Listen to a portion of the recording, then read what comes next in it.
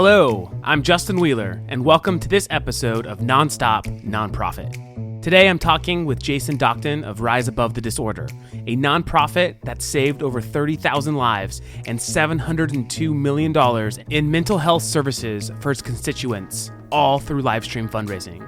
So let's dive in. The best thing that we can do is just raise as much money as possible and then give it to the people around the world. We set out to raise $1,000 to help this person, but we had no idea how to fundraise. Then you're doing it wrong. Okay. That is unacceptable, and that is not the way to run a board. Who is this girl, and what's the thought process when you're like, do I include a nickel? And it snowballs like any peer-to-peer campaign. The more people that view this content, the further and further it grows. The community raised $55 million in 2019. The more nonprofits can give their donor base that experience of the impact that's being made on the ground level, there's nothing else that you have to give someone.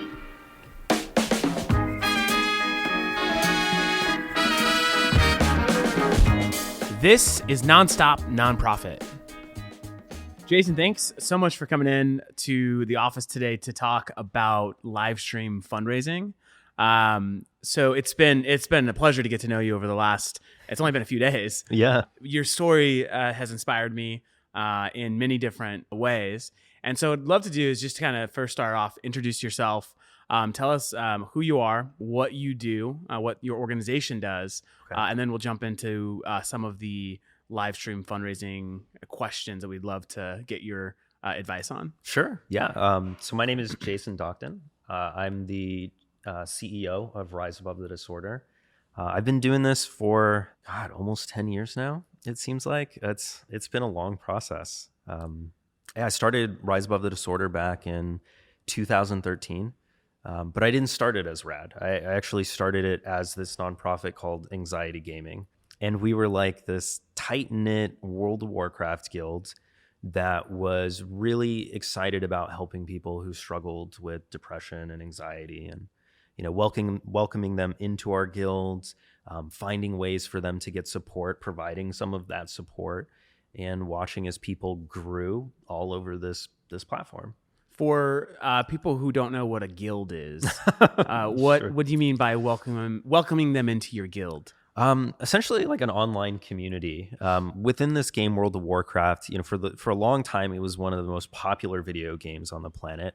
And you could create these little communities in there that worked together, that fought monsters together, leveled up together.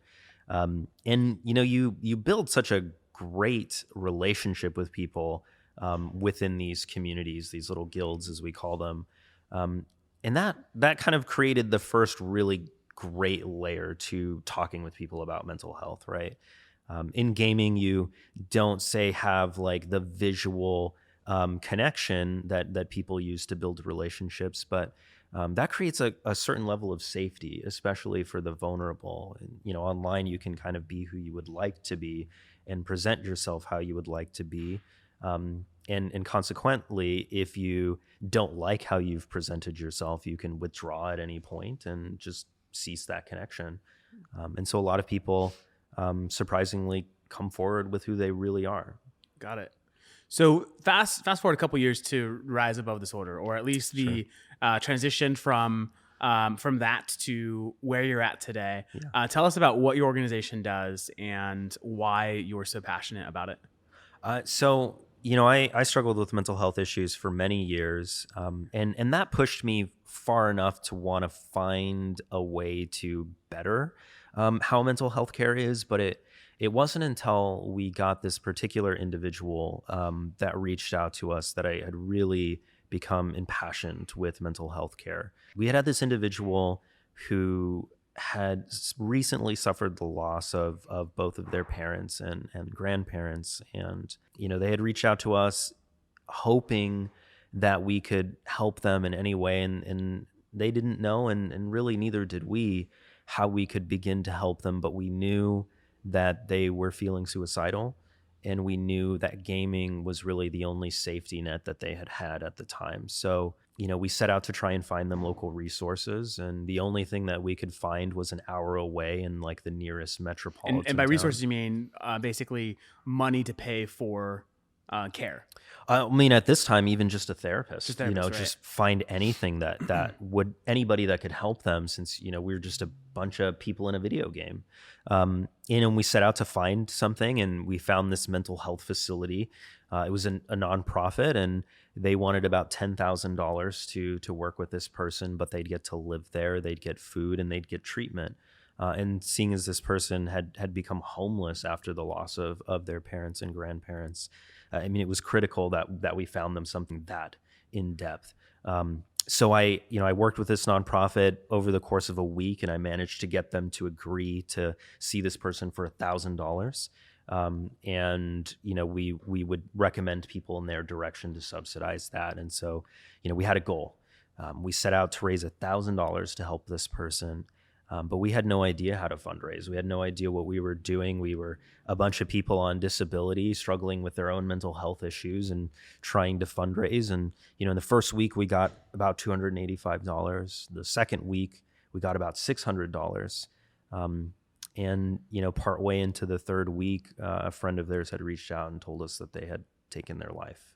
Oh, wow. That it just, I know that they appreciated that we were trying to fundraise, but when you're in this situation where so much happens to you so fast, that overwhelming tragedy, it gets to you. And they were isolated, and we could only help so much. But it just really stuck with me that the cost of this person's life was $1,000. That was the difference between them getting the help that they deserved and them unfortunately taking their life. And ever since then, we've just been completely about this idea of universal mental health care. So we piloted several programs. We made it happen. And to this date, through the gaming community, actually, we've been able to create and sustain a universal mental health care program that's helped 30,000 people get free mental health care. So in the last few years, RAD has basically provided critical support for over 30,000 people who have sought out your guys' services. Mm-hmm. And all this came really through an online community in the gaming space, which all kind of started incidentally, is kind of what I'm gathering. Yeah. The power of a couple of people behind computers is incredible. And this is very inclusive in terms of coverage. Everything from transportation, whether they need a ride to and from therapy, to medication if they are using that and can't afford it, and of course the actual healing process itself, the psychotherapy, all of that gets covered. What I love about RAD is you guys have an amazing mission, and the results speak for themselves in terms of just the overall efficacy of your guys' activity and work. And then combining it with the methodology that you use to actually fund that work. Yeah. I think, most nonprofits today, when they go to the drawing board to create a fundraising strategy, live stream fundraising is not even close to, being discussed or talked about. Sure. And for you guys, it's your main strategy. You've raised millions of dollars through live stream fundraising. Mm-hmm. And so what I'd like to do over the next few minutes is just kind of talk about, this is a whole new concept for million plus nonprofits that are out there, right? You know this best. You've been in the space for a while, but help like kind of just distill and break down the myths that live stream fundraising isn't for every nonprofit. And maybe even before we do that, let's talk about what is live stream fundraising. What is it that you guys do that makes you so effective at raising funds through platforms like Twitch and other live stream services? Sure. Live stream fundraising is looking at it from the most basic terms. It's going in front of a camera. It's hitting a button that directly connects everything in front of the camera to a live website and doing what you would normally do. So that's where I think lots of nonprofits are like, okay, doing what you normally do. Sure. Like who is going to watch a stream of me doing what I normally do, right? Or so maybe unpack that a little bit. What do you mean by just that like raw live stream of what you normally do? Yeah, I mean, imagine a telethon. You know, the groups that watch a telethon are watching it live on TV. The beauty of when you talk about live is that solicits a unique audience, not a small number of audience, but a unique hunger from an audience to engage and interact and be involved with what you're doing. When you go live, you're offering people an opportunity to be a part of what you're doing in real time and not just after the fact. And that's I think the best way to demystify it, because we oftentimes think of live stream fundraising as this kind of scary process where are the viewers coming from? Why would anybody want to consume this?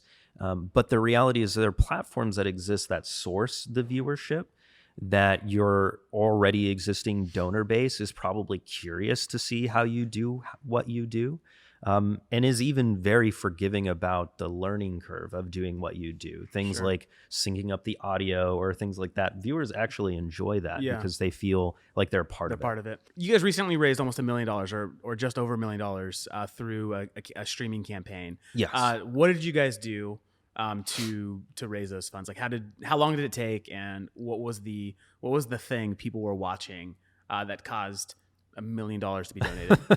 So the great answer for a lot of the nonprofits listening is we did next to nothing.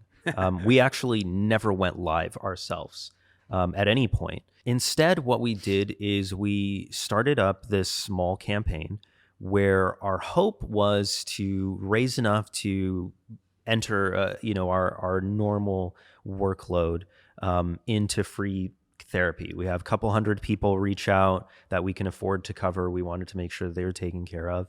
And what we did was we went on to a lot of the pre-existing live streaming websites, and we found people that we felt connected to, people who would briefly touch on mental health, people who would, be more open about themselves and their experiences. And these people are the broadcasters, the people who had live streams. So you went to, a site like Twitch, found individuals that were streaming and reached out to them and said, hey, this is our mission. This is what we do. Would you would you raise some funds for us on one of your streams, basically? Yeah. I mean, think YouTube, think, general celebrities. You find somebody who's clearly passionate about something. And the beautiful thing about broadcasters across, whether it's Twitch or Mixer or Caffeine, is that they're very accessible. They have their business email usually built into their profile. They're the one that checks it themselves. You reach out to them and you just let them know, like, this is what my mission is, and I would love for you to get involved. And they often want to take it away themselves. They want to be involved. Yes, absolutely.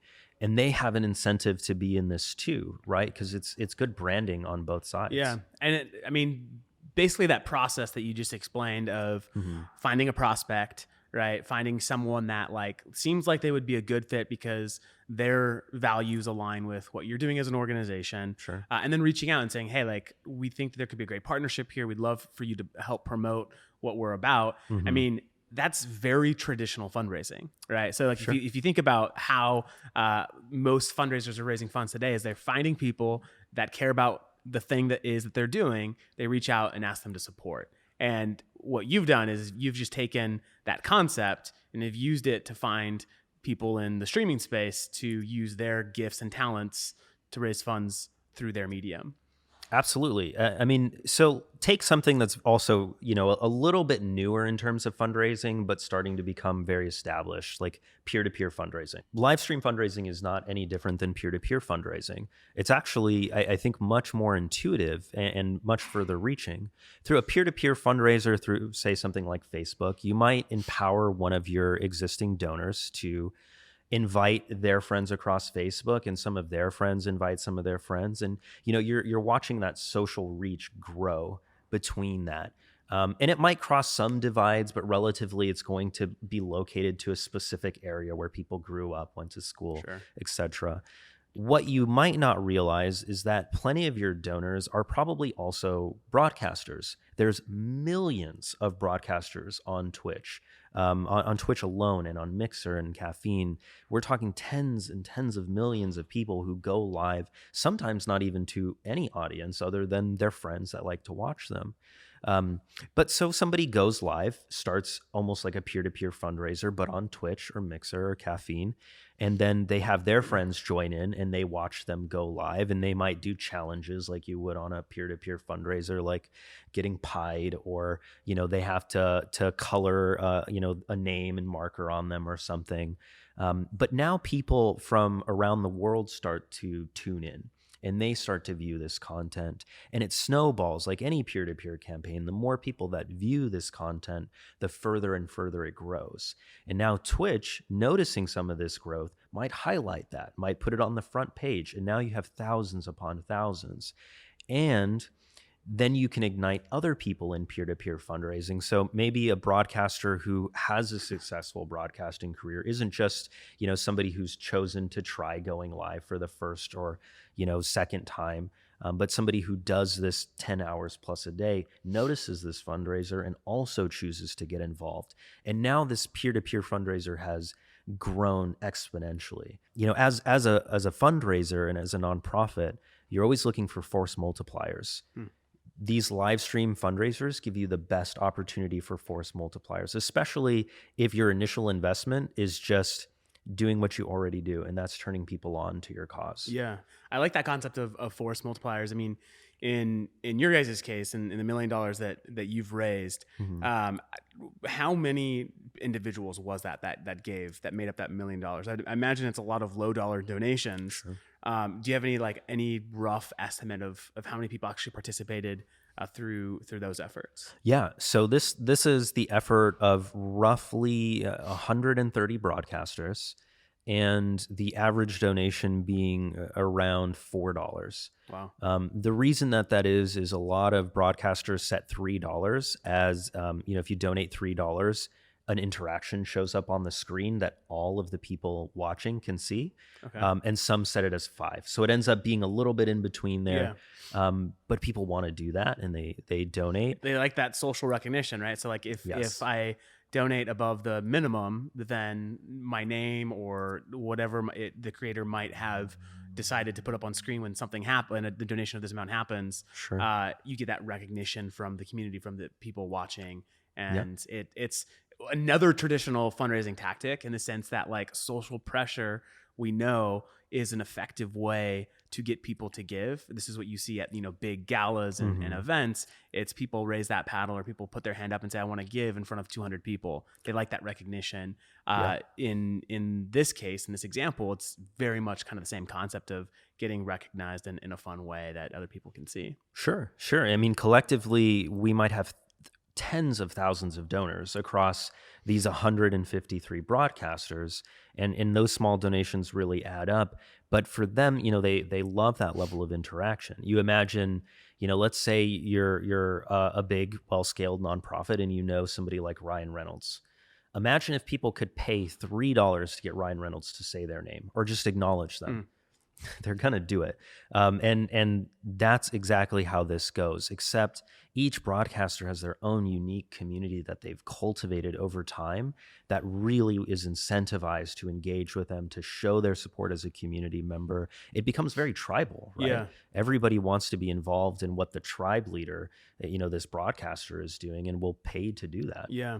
Okay. So 10,000 donors across 130 or so broadcasters. Sure. So, I would have to assume, and as like you just said, I mean, these are like loyal fans of the broadcaster, right? So like they want to engage and interact with the broadcaster. So how do you take the step from the individual giving $3, $4, $5 to introducing them to your organization, and now becoming like a committed donor to your cause, right? Because I imagine there's just like with like the in peer-to-peer fundraising, a lot of times people are giving to the person that's asking, maybe doesn't know much about the organization itself. So what are the steps that you guys take to bridge that gap and to try to convert those stream donors into RAD donors?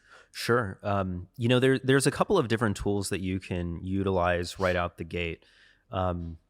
Gleam Sweep.io is a very popular giveaway platform, or Sweeps is the preferred one for us. Sweeps.gg is how you approach it. But this actually rewards potential donors with things like giveaways and even interaction on stream for providing their email information, for signing up with social information. And so you can start to aggregate a good amount of data about the people that are invested in the cause to that level. Through the fundraising sites that you can utilize, I think the problem that we've run into is we typically just get emails, and we usually get those emails through PayPal. And so we'll try and send a request to add some of these people from the emails through PayPal and Stripe and whatnot to solicit them for further donation. But it's actually not until that we began talking that we found Funraise is a tool where we can actually pull all of that information and be able to understand and convert a lot of these people from just donating because they found us through a broadcaster that they like, to being able to give them the critical information that they need to stay involved with our org and stay supportive. I think like the thing to understand with what kind of like with this strategy is, you get 10,000 donors, and if you can convert, 10%, 20% of those people to be long-term donors, that is an incredibly effective fundraising strategy, right? I mean, it's very low cost. I think like if you look at like maybe like the processing fees that you guys had paid, it was maybe 10% of total raised you had to pay out in credit card fees. But even then, like for every $1 spent, you produced $9 or $10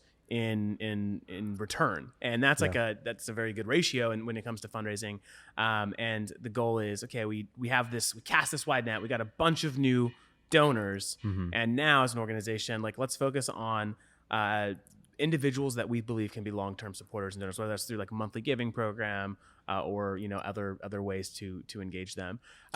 So for organizations that are watching and they're considering going live this year to raise, what are like some practical steps? So where should they get started? What are the first 3 things that they should do to ensure that their go live is successful and they raise the funds that they would hope to raise?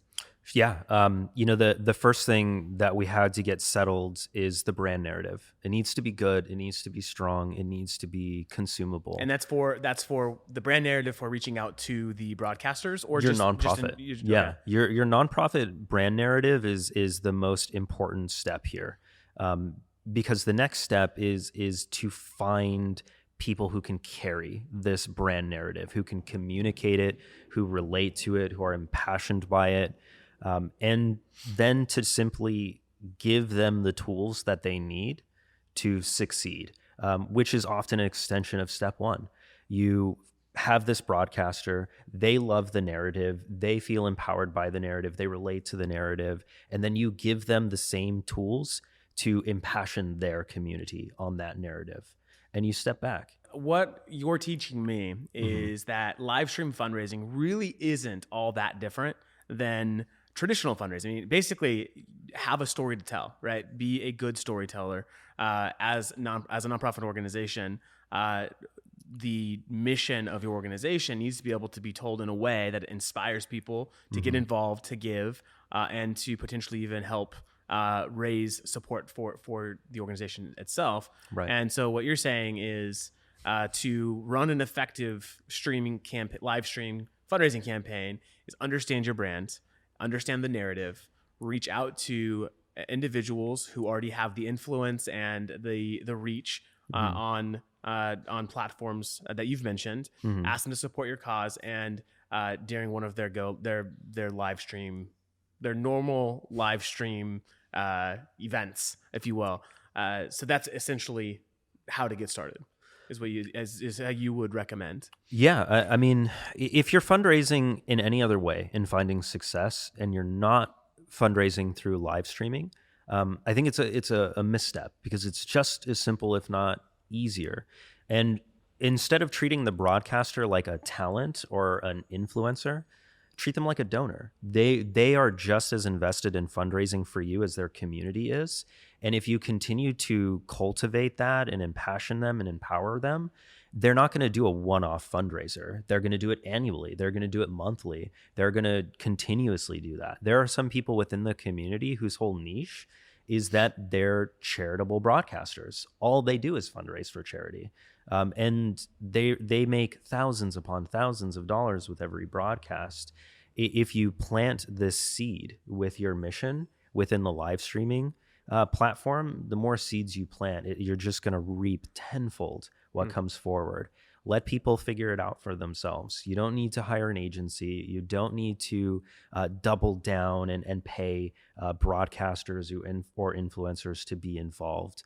You just have to find the people that relate to your cause the most and give them the tools that they need to fundraise. Does the amount of viewers have any correlation for the amount that you could raise through a broadcaster, or are there other metrics that someone should look at to determine the broadcaster to partner with? Yeah, absolutely not. Viewers don't necessarily correlate to funds raised, especially as it relates to talent. It's really the talent that's going to inspire their community. And I'm saying talent in this sense because we're used to coaching a talent, Sure. for example. But it's that one donor. It's kind of like a Facebook giving platform. You might find somebody with a ton of friends. That doesn't necessarily mean they're going to get much funding from those friends, but somebody who consistently posts and has a strong connection to all of these people. Sometimes that means somebody with a small amount of friends who they're very close with who would be involved with something like this. We've done broadcasts that have gone live to 100,000 concurrent viewers, and that's certainly brought back a decent amount.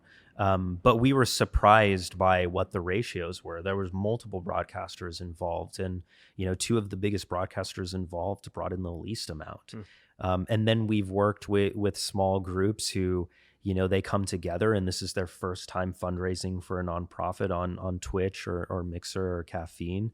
And they only have like a dozen or so really supportive viewers, but those people come in and they're giving 5 and then 20 and then 100 and then 1,000, and they're all about it. They're very invested. It's very cool. Yeah. You've run several campaigns now, and you've worked with hundreds, it sounds like, of broadcasters. What, like, if you were to say this is like one thing you have to make sure to do, like what is it that inspires people to give through a live stream? Is it the like funny incentives? Is it something different? What have you seen to be basically the biggest influencer to the most amount of donations? Interaction. Okay. Interaction is what makes live streaming successful. For context for people that are watching this, Twitch, which is the largest broadcasting platform, is bigger than YouTube. It occupies far more bandwidth on the internet at any given time.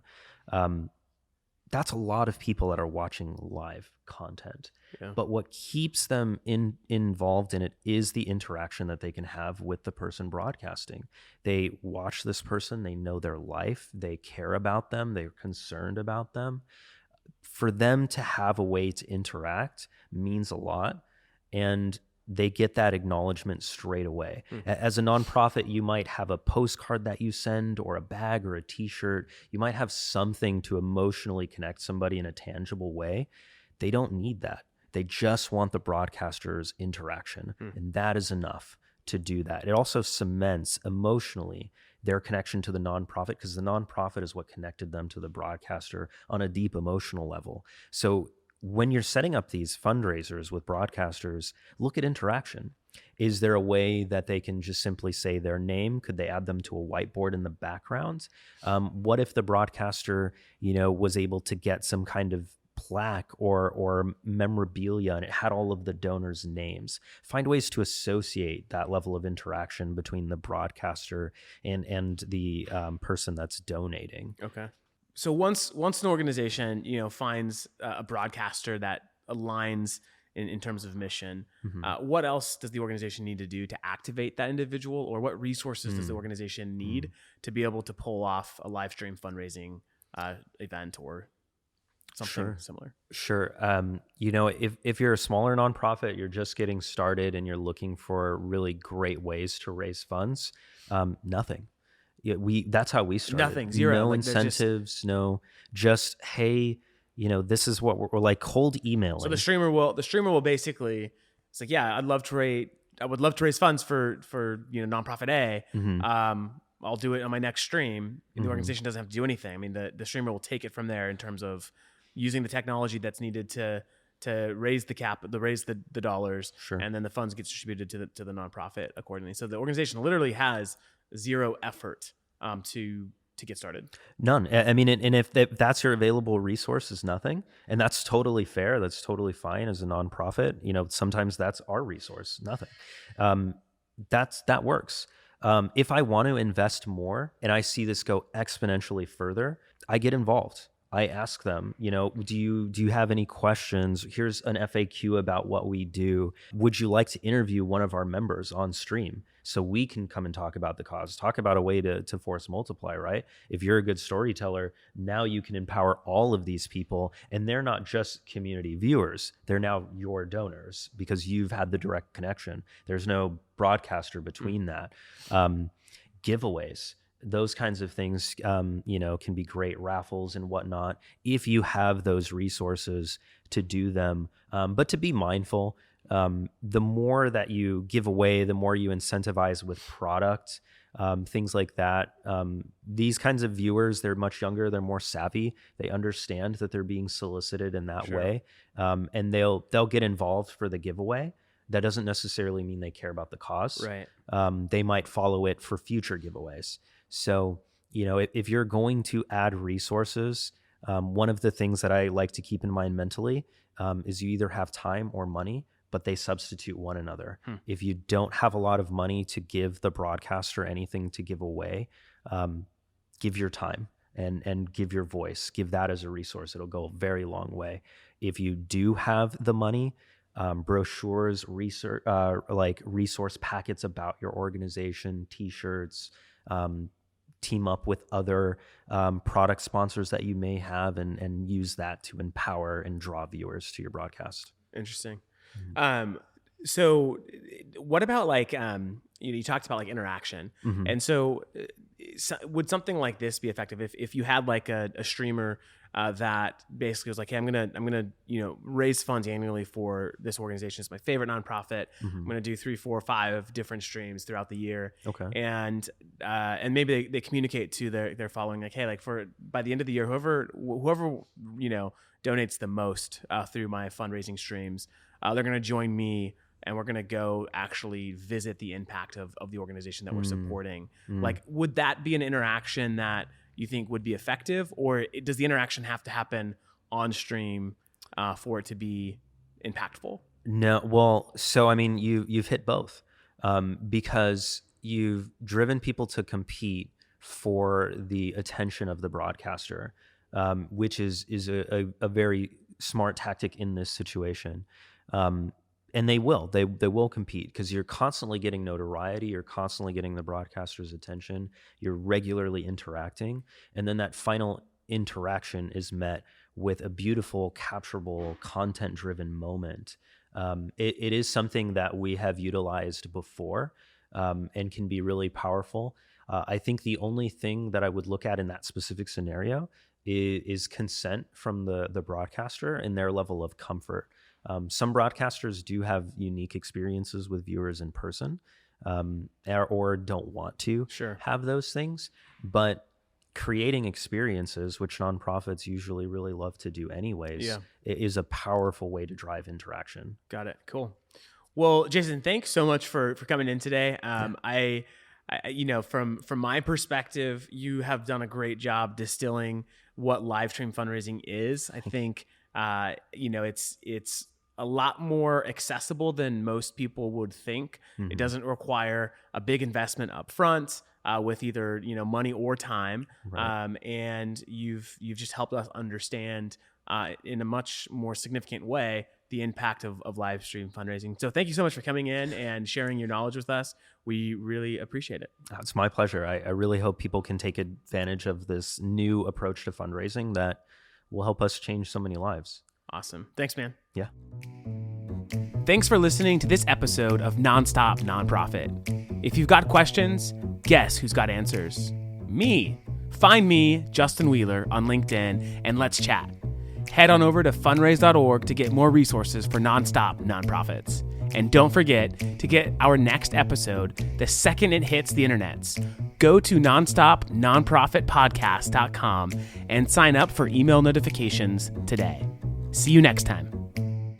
Nonstop Nonprofit is brought to you by your friends at Funraise, nonprofit fundraising software built by nonprofit people. Learn how Funraise can accelerate your nonprofit's fundraising solution today over at funraise.org.